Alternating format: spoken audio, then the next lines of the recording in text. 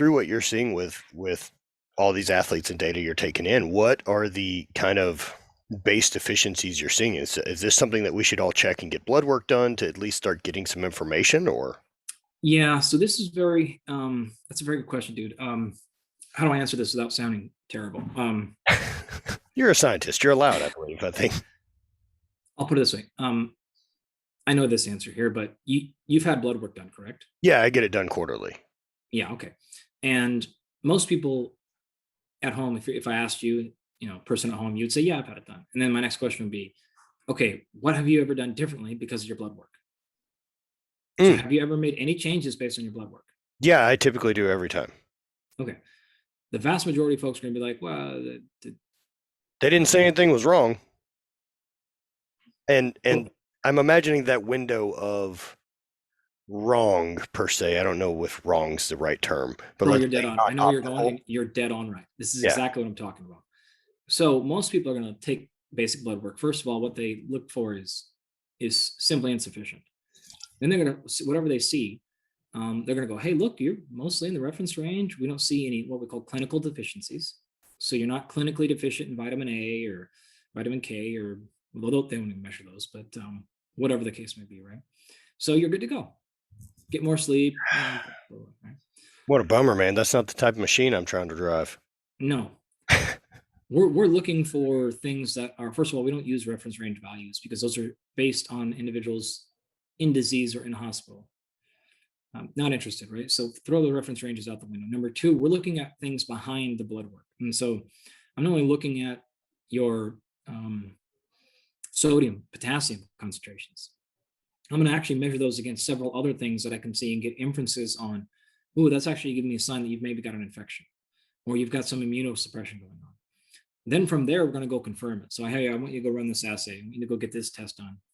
Let's confirm it. Does that match up with what you're reporting subjectively? Does this match up? And we're going to link it across multiple platforms because none of these things are scientifically perfect.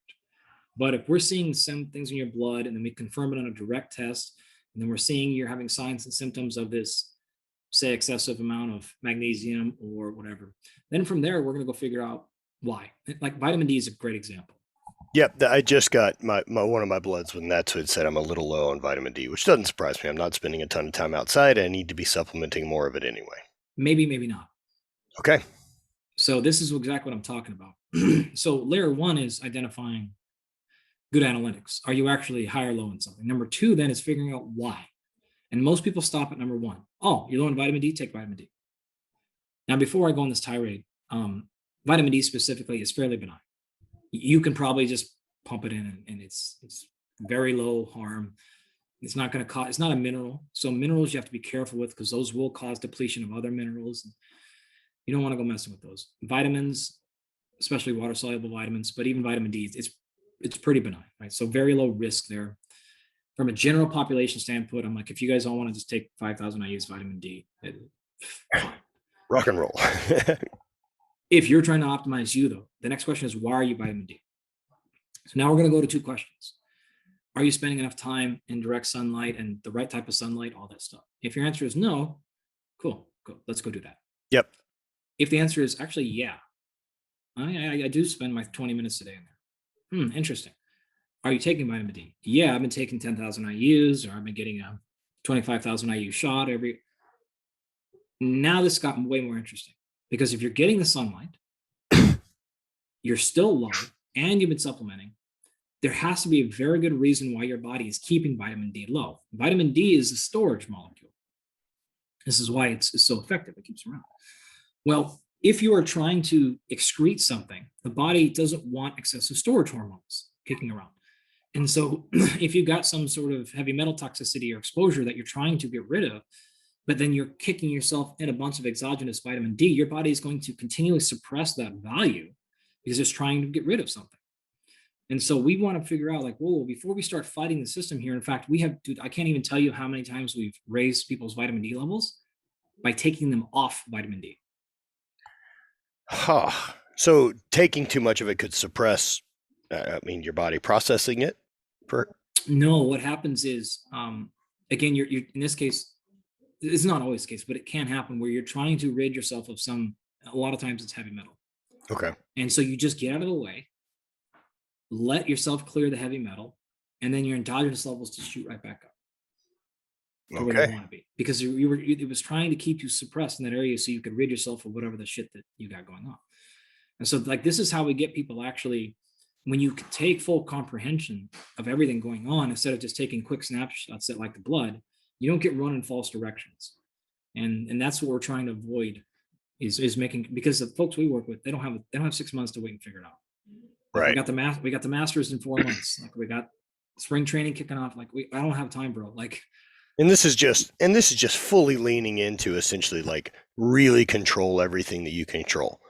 yeah, I mean, recently I've started kind of updating my morning routine and being really, really strict on it, where I'm spending some time doing cardio in the morning, and then I am spending some time in the sauna, and then I'm hitting the cold tub before I start anything for the day. And for me, just I know that it makes me some mysterious percentage better for the day. And from that point on, if it's something that I can be in 100% control of, and I have the opportunity to do it every day, and I'm not willing to do it, then how serious am I about wanting to be better? yep, yep. Eh, So from our perspective, it's like, okay, do you want to unveil part of the equation, or do you want to just get rid of this shit? Just look at everything. Let's just stop playing and let's look at the entire picture, and then and we have people on our team. Like, I'm not an expert, pretty good at sleep, right? But I'm not the world's foremost expert in neurophysiology. So we have folks that we bring. Okay, like, this is a particular case. We're seeing flags here. What's your interpretation? We run full PSD sleep studies. We don't use our ring and none of that bullshit. We're sending full sleep studies to people's. We're coming in, we're running full diagnostics on airflow, humidity, CO2 cloud, which is the CO2 that you breathe out during the night. It floats around your face. And then if you inhale the CO2, you shoot back up. We're running full diagnostics on that. We're looking at volatile organics, that are things coming out from your mattress. We're looking at melanopic lux, wavelength types, all in your bedroom. So it's the exact same thing, right? Like, we're not only looking at the crappy diagnostic, we go, how are you sleeping? Fine. Well, we're doing a full PSD for that. We're doing full EEGs. We're sending out full systems to your house. Like, we're not putting a $200 ring on. But then I Right. want to know why. Why are you having these things, these episodes? It's not just enough to understand that you didn't sleep great and your deep sleep and REM is whatever here. It is here. And we're not just throwing you random melatonin, because that just, like, I can't tell you how many problems we've had with people taking melatonin. Just Sure. 100x levels of melatonin in their blood the next day, even though Right. the That half life that's is like not an hour. currently the issue.